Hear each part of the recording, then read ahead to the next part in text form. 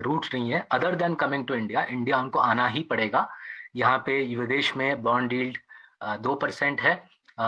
मेरे जो दोस्त, मेरे जो रिश्तेदार विदेश में रहते हैं, वो 2-3% रिटर्न के लिए तड़पते हैं।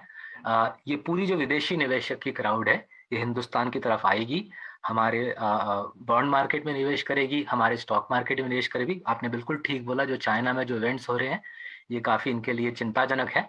और इसलिए जहाँ पर खुद को हमको हमारे मार्शल्स में हमको दिख रहा है कि विदेशी पैसा हमारी तरफ आ रहा है, हिंदुस्तान की तरफ आ रहा है, दोनों तरफ से पैसा आएगा।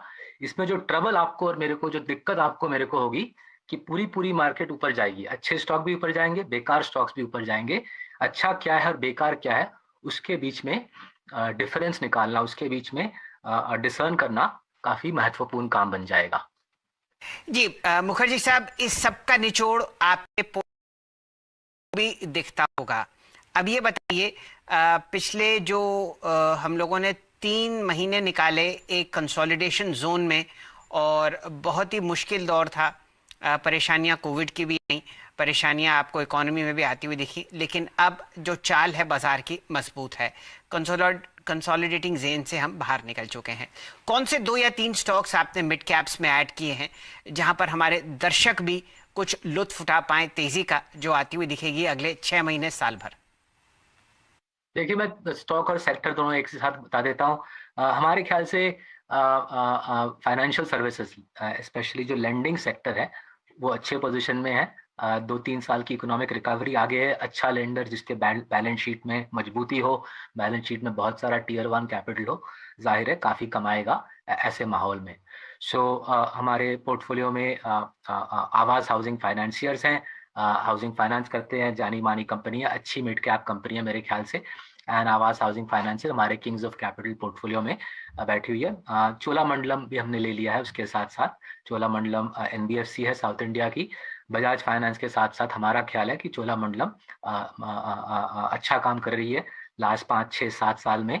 वेलायन सुबैया जी के नेतृत्व में इन्होंने नॉट ओनली 20% से ज्यादा आरओई दिखाई है, एनपीए कंट्रोल जबरदस्त रहा है। सो ये एक फाइनेंशियल सर्विसेज लेंडिंग मेरे ख्याल से एक जबरदस्त सेक्टर रहेगा रिकवरी का फायदा उठाने के लिए।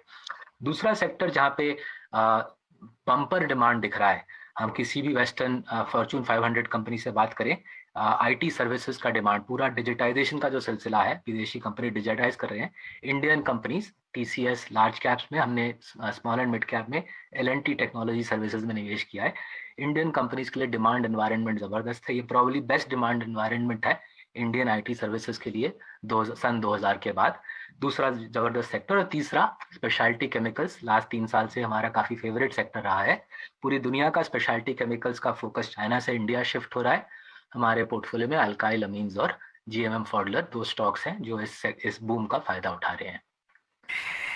चलिए सौरभ जी, बहुत बहुत धन्यवाद आपका। इस दिन और बाजार के दौरान आपने अपना कीमती समय निकाला और 4 बहुत ही बढ़िया निवेश के आइडियाज़ स्क्रीन पर प्रस्तुत किए। आपका बहुत बहुत धन्यवाद। मैं उम्मीद करता हूं कि कम से कम 1 शून्य और जुड़ेगा आपके पीएमएस पोर्टफोलियो के एसेट अंडर मैनेजमेंट में सन 2021 के अंत तक।